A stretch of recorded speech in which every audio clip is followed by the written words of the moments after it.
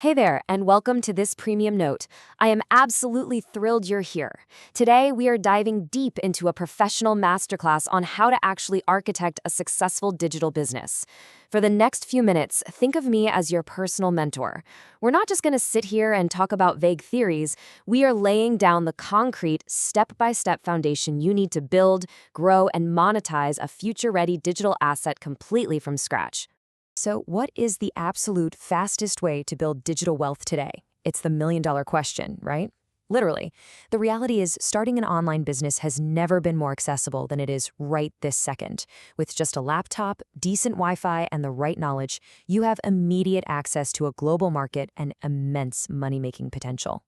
But, well, here's the harsh reality. Just because it's accessible doesn't mean everyone succeeds. In fact, most beginners fail. And they fail because they focus their energy on entirely the wrong things. Okay, let's dive right into this. Here is your exact step-by-step architectural blueprint to design, test, and build a scalable money-making engine. We're going to cover the value creation system, finding a profitable problem, validating before you build, crafting a winning offer, landing your first paying customer, and finally, scaling with automation and AI. Let's kick things off with phase one, the value creation system. It is time to shift our mindset away from aesthetics and toward what a business actually is at its core.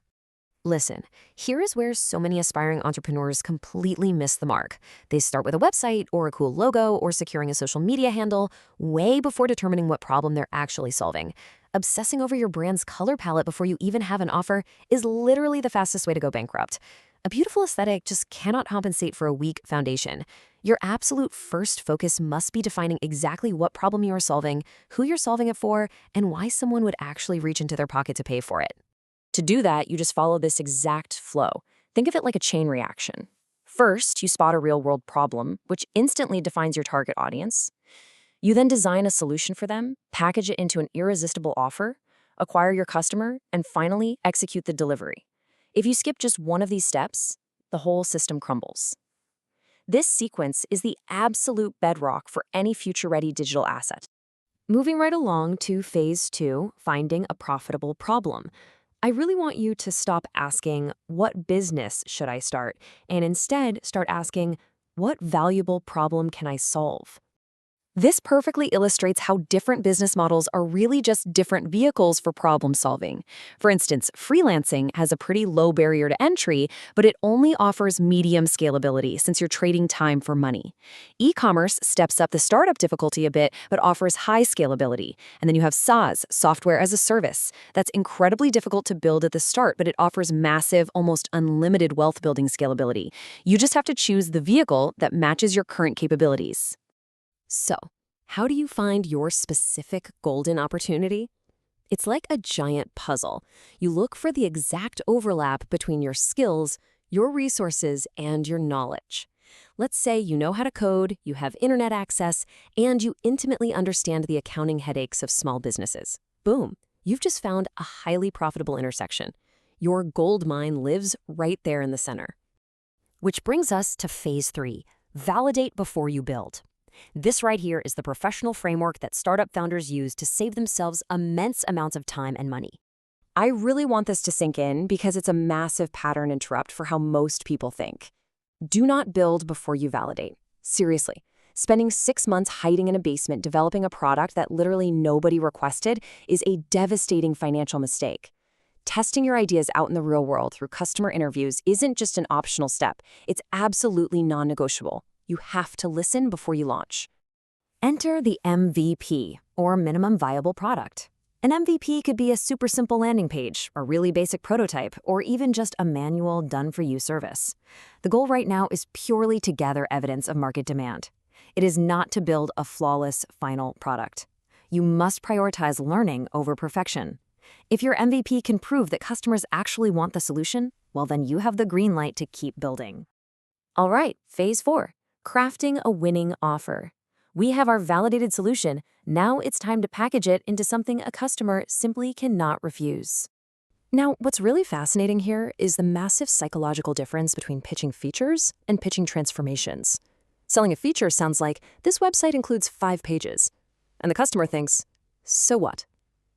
But selling a transformation sounds like get a professional online presence that makes it effortless for customers to discover and pay you. That is irresistible. Buyers care about the outcome, not the tech specs. When it comes to pricing that transformation, you have plenty of levers to pull. You could charge a simple hourly rate, a fixed project fee, or even set up recurring subscriptions or retainers. Whatever strategy you go with, just ensure it balances your actual delivery costs with the ultimate value the customer is getting. A quick piece of advice: never underprice yourself out of business just to get a yes. Moving to phase 5, your first paying customer. This is a huge milestone. Earning that first dollar proves that a complete stranger will actually part with their hard-earned money for your solution. Let's map out this basic sales architecture. You aren't just blindly spamming social media hoping for a bite. No, you find a targeted prospect and you initiate a genuine, helpful conversation. Then you qualify them. You make sure they actually need your help. Only after that do you make your offer, secure the purchase, and execute the delivery. It is all about strategic, human conversations. Actually, before you make a single pitch, I want you to run your idea through this first customer checklist. You need to know exactly what you're solving and for whom. You absolutely must be able to articulate why it matters, defend your price point, establish trust, and know exactly how you are going to deliver the results. If you stumble or hesitate on even one of these answers, go back and do a bit more homework before going to market. Finally, phase 6, scale with automation and AI. Once you have that first customer and then your 10th, we take this validated business and use modern tech to multiply your output. The golden rule here is to automate repetitive processes, not important human relationships. Smart tools and AI integration are phenomenal for things like accelerating your research, writing boilerplate code, drafting content, or just automating tedious workflows. But remember, they should augment your business. They are never an excuse for low-quality output. At the end of the day, human trust and top-tier customer service remain your ultimate competitive advantage. To put all of this into perspective and make it totally actionable, here is your 90-day roadmap. Dedicate your first 2 weeks purely to discovery, and the next 2 weeks to validation. By the start of month 2, you are building, and by day 46, you hit launch.